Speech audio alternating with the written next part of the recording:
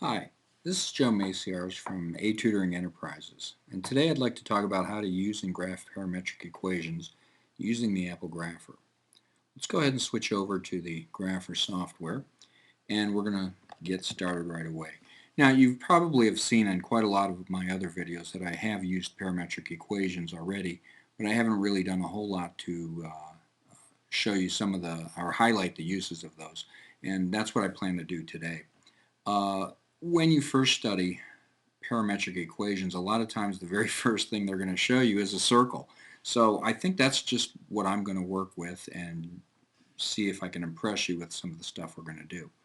We're going to start off with a new equation from the template, and surprise, surprise, we're going to pick a parametric equation, and we're going to stay with Cartesian coordinates again. All right, so what I'm going to do is basically use a t value that's going to go from 0 to 2 pi. We'll start off with that.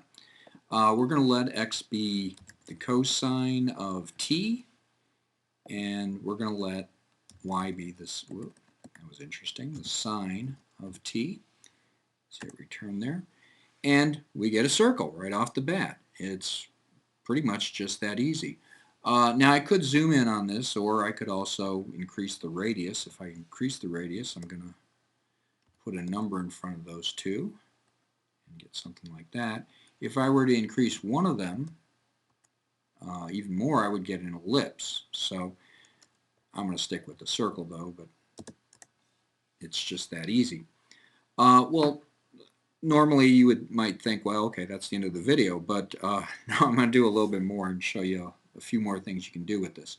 One of the things I'm going to do is take advantage of our ability to animate parameters. And what I'm going to do for that is I'm going to pick an a value and set it equal to 1.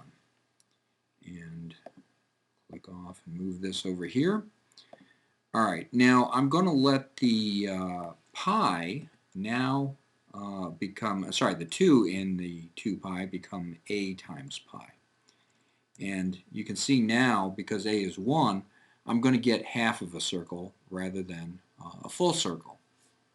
All right, well, okay, great, but I could have just replaced that with a 1, so what's so great about that? Well, what's so great about it is we can animate that a by going up to Equation and Animate Parameter.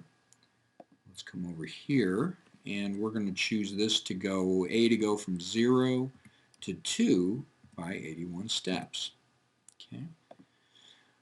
All right, let's hit the play button and now see what happens.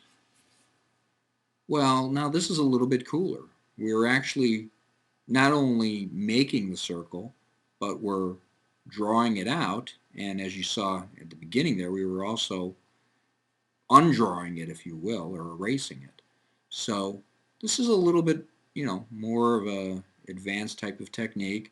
I think it's very useful to give a student an idea of when a is a particular value, what exactly is going on. That is where you're plotting the various points and where they're coming from. This can be particularly useful in polar notation, polar plots and so forth. I'm not going to do any polar plots on this one because I'm going to save that for a whole nother video.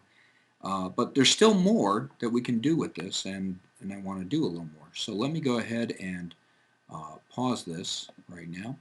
And what I'm going to do is actually go back and put in the original equation that I had from 0 to 2 pi.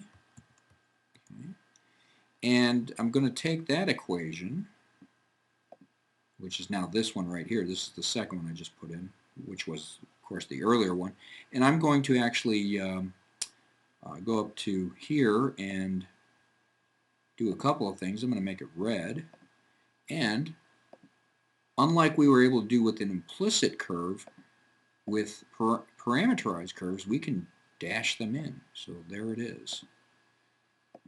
Now, actually, I probably should have come back and done this one on top of it. I should have pasted first. Let me paste this one here. Hit return, get rid of this old one. Okay, you're not doing it. There we go. Now we delete it out, and then we've got that. Okay, well, this isn't a whole lot more exciting, but it gives you the circle, where the circle is going to go, and it's again showing you the drawing of it. So still not hugely impressive from the last time, although it's still pretty good. Let me add a little bit more to the mix here. Let's add another equation, but this time instead of using the parameterized part, you might recall that if I remove all of this stuff, we get a point. Well, let's take advantage of that. So let me go ahead and put in that this is 2 cosine of a, whatever a is, and actually I'm sorry, no, I'm going to want a pi, and then this would be 2 sine of a pi. All right, and we're going to get a point right here at the end. So if I now play this, well, the point will travel along with the curve, which, well, okay, it's a little bit nicer, but it's still maybe not spectacular. Okay, let's pause that. Let me clean a few things up here before I try to wow you. Let me go ahead and make that green, and also we'll make that green or something. Maybe I'll keep it blue. I like blue. And we'll fill in the inside and make it just a little bit smaller. And now we'll close that, and there's our curve. It looks a little bit nicer now, but again, functionally it's not doing a whole lot different than what I told you in the first place, but it is pretty nice. Okay, well, let's really turn up the fire on this. Let me pause this now, and I'm going to pull up a whole nother parameter. And we're just going to call that parameter b. And I'm going to make b equal 1. Nothing too special. And I'm going to put it over here next to a. And what I'm going to do is I'm going to come back over here, and in all of these sine equations, I'm now going to put that b. Okay. And right about there. Okay.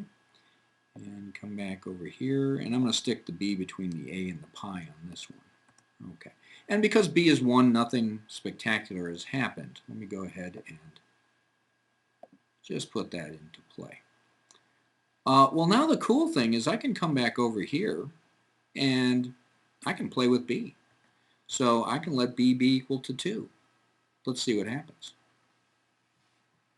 Well, that was a heck of a jump. Notice that not only did one of the equations change, but all three have changed at the exact same time. So notice that the point, the green line, and the red line are all corresponding, and we have this sort of a bow tie sort of figure.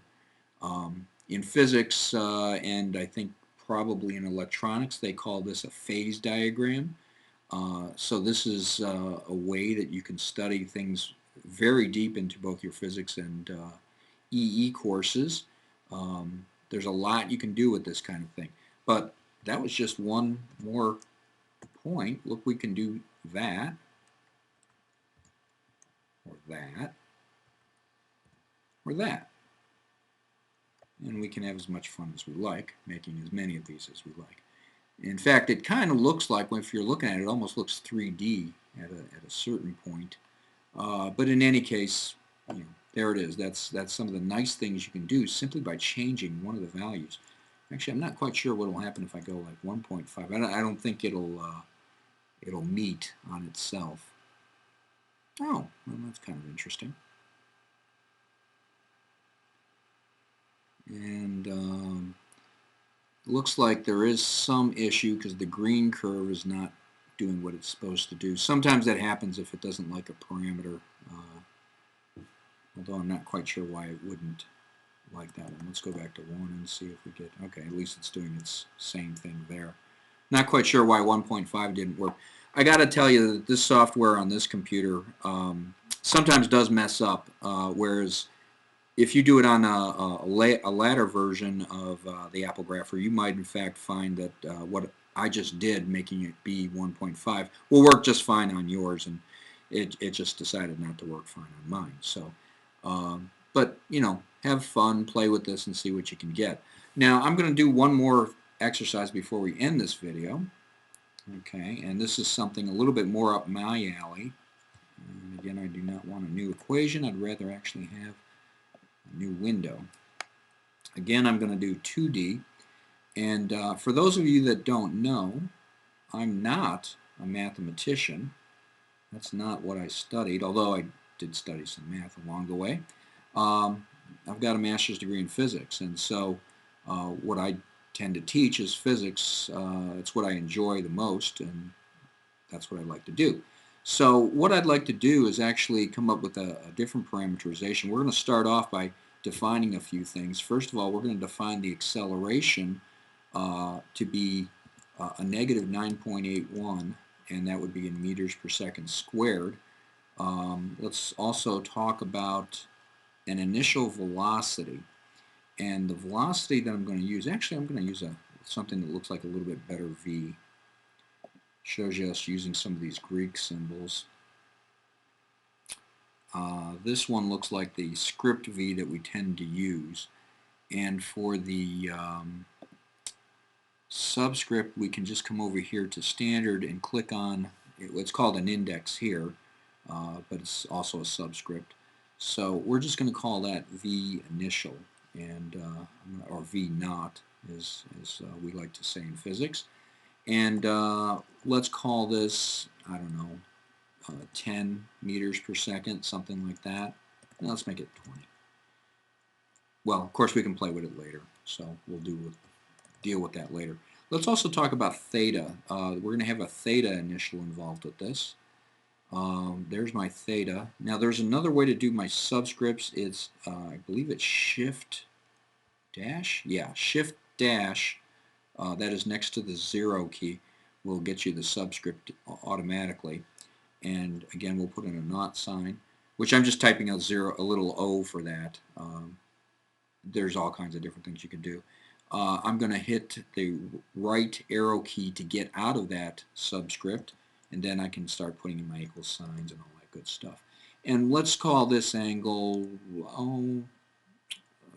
let's go at 55 degrees, something like that. All right. And we're going to actually define a couple of other things. Let's call x initial. And I'm not sure where I'm going here because I already know how to do my subscripts. But one more time for the subscripts. Got a little lost in thought there. So x initial, we're going to let that equal 0. And y initial.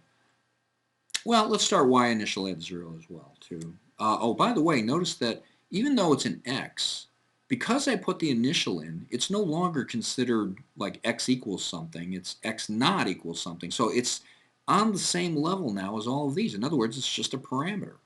And that's something you could take advantage of with this kind of calculator. Okay, so y, again, subscript, our initial. Let's also make that 0 at this point. So we'll keep all this pretty simple. Well, if you've done some physics, you know where I'm going with some of this. So we're going to have two equations. We're going to have x final, which we're just going to call our x, as a function of t, except I should be, let me call this a function, let me call this f of t. No, f of x, that's what I want. Now this might get a little confusing if I do it that way. But tell you what, let's not get confusing here.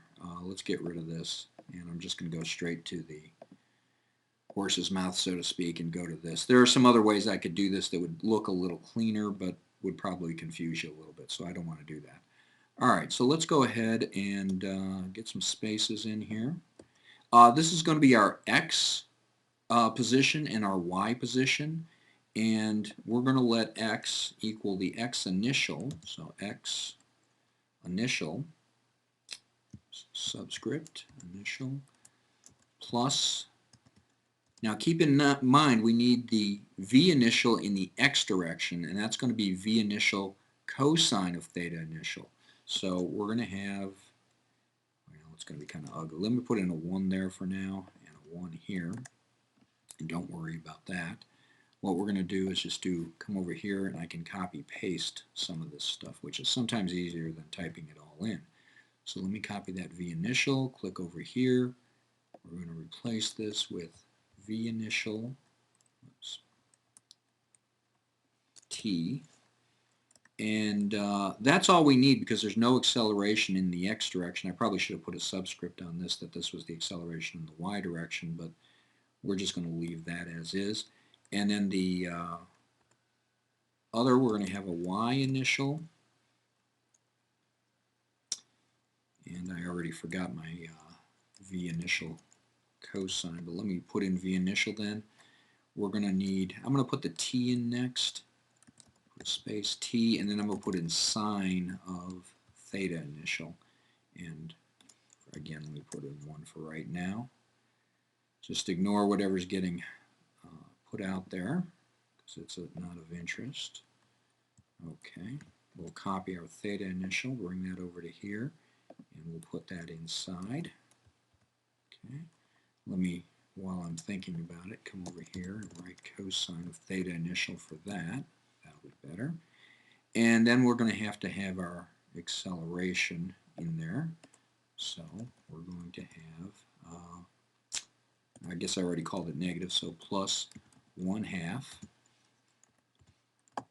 a t squared. Okay. Now,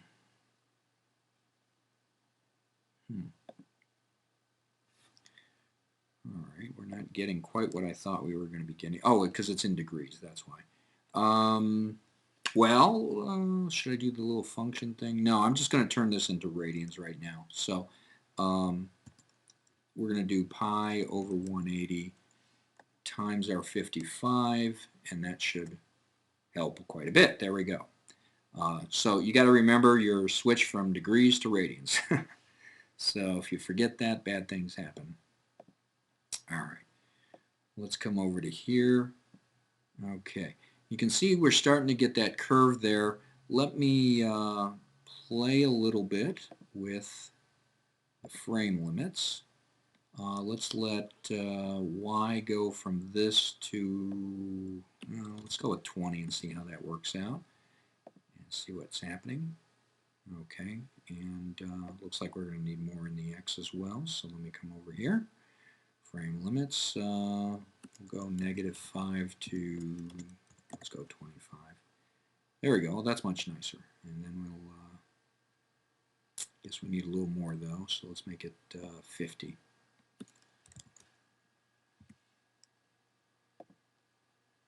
Okay, very nice, very nice. Now we can do the same thing that we were doing earlier with the t. In this case, we just had it set from 0 to 10, and it's going to do whatever we tell it to do. So, for example, if I go 0 to 1, it's only going to show me this much. If I go 0 to 2, it's going to show me that much, and so on down the line. Well, I can actually make that a little variable as well, but I'm going to define it outside first. So let's let u equal 0 to start with, and come over here and make that our u. And now it's not going to show anything because it's going from 0 to 0. But I can come over here and highlight the u equals 0 and hit Animate Parameter. Move this down a little bit. Hopefully it won't be in the way. And let's go from 0 to, well, let's go with 10 now, and we'll go with 81 steps. All right. And then we'll play it. So this is our ball being thrown up in the air from the ground level. And obviously we don't need to go to 10 seconds. In fact, this is a way you can actually find the time that it takes to hit the ground, or approximately the time. We come back. Yeah, it looks like that'd probably be your closest value of the ones that we've got, and that's 3.375. So it's actually a little bit less than this, but you get the idea. All right, and so let's come over here and do our usual coloring of the line. But now I want to show you we can do all kinds of fun things with this. We can make it 50 degrees and see what happens, or 45 degrees and see what happens. Or, you remember our other little trick, we can now do, well, I've already used an A, so let me use a a B and set B equal to, let's see, let's go 35, let's go 30, 35, dot, dot, dot, and we'll go up to, let's go up to 60. Let's see what that's going to do for us. Okay, so now what I'm going to do is come back here. Instead of putting in the specific 45, I'm going to put in that. And now we get all kinds of lines. Now, this looks a little bit more interesting. Let's play this. Well, okay, it's only semi-interesting because my times are a little bit on the high side. So let's go up to, let's do with 5 seconds, and let's go back to 41, just so we keep about the same. Let's go back to 0 here, and now we get to see what happens when we shoot a ball up into the air at different angles, but all at the same speed. If you remember some of your physics, you should expect that the 45-degree angle one should be the one that goes the furthest from this situation, and if you double check it, it is. That's the one that's the farthest out. So, I don't know about you, but I thought that was pretty cool. I kind of like it. We can also change speeds if we want and see what happens. So there's all kinds of things we can play with.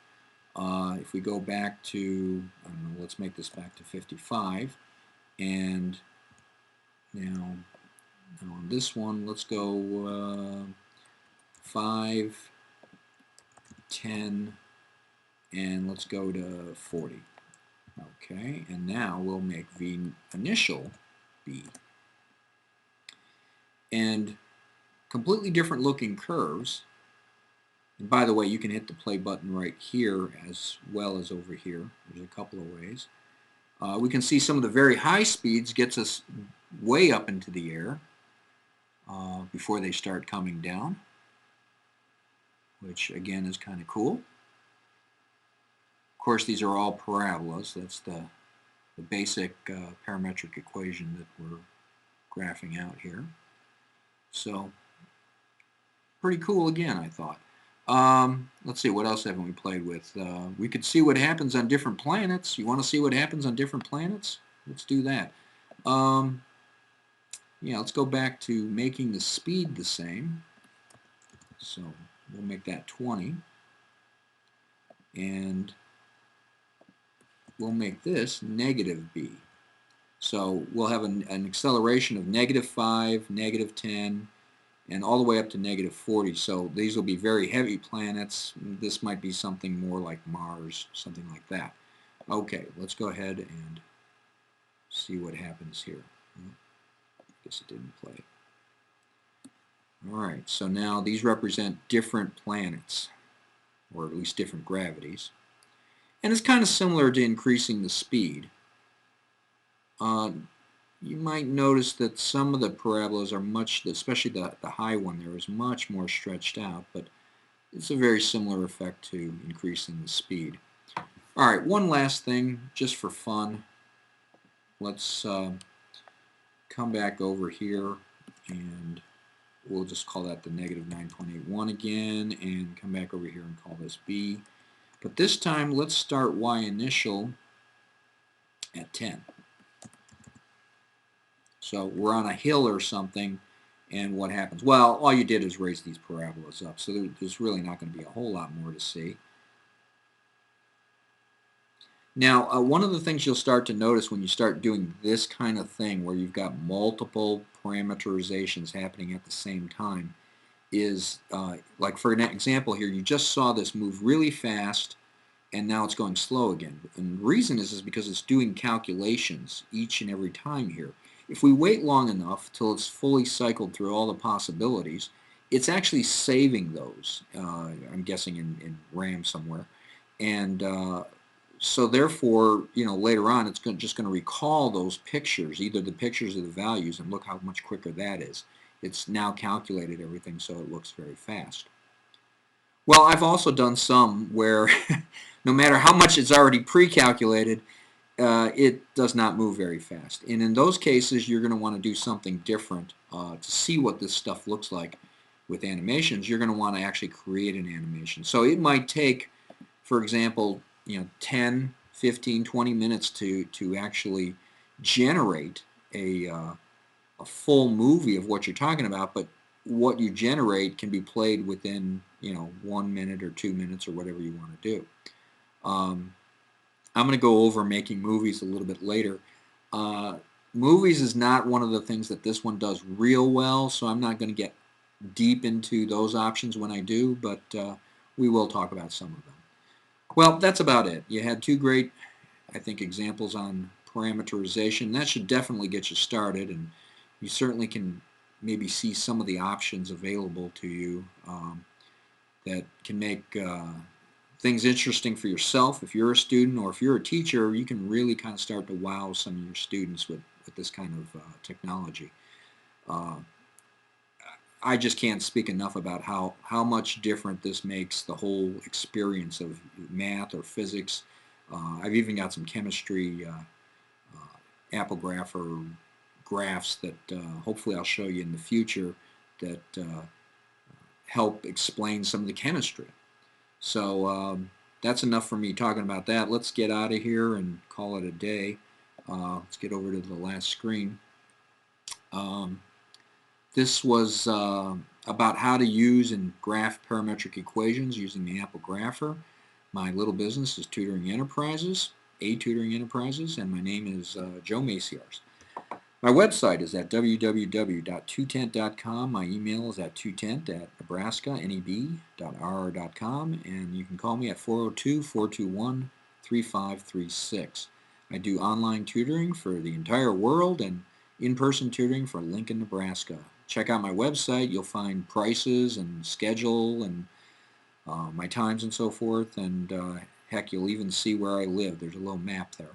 So go ahead and do that, and I'm also going to come over here and get all the links to all the other how-to videos. And if you really like this video, and this was a little more high-powered than some of the other ones that I've done, and I hope you did like it, please like it. Please hit the little like button, and I always appreciate that when you do. And I hope you come and visit me again and see more of my videos.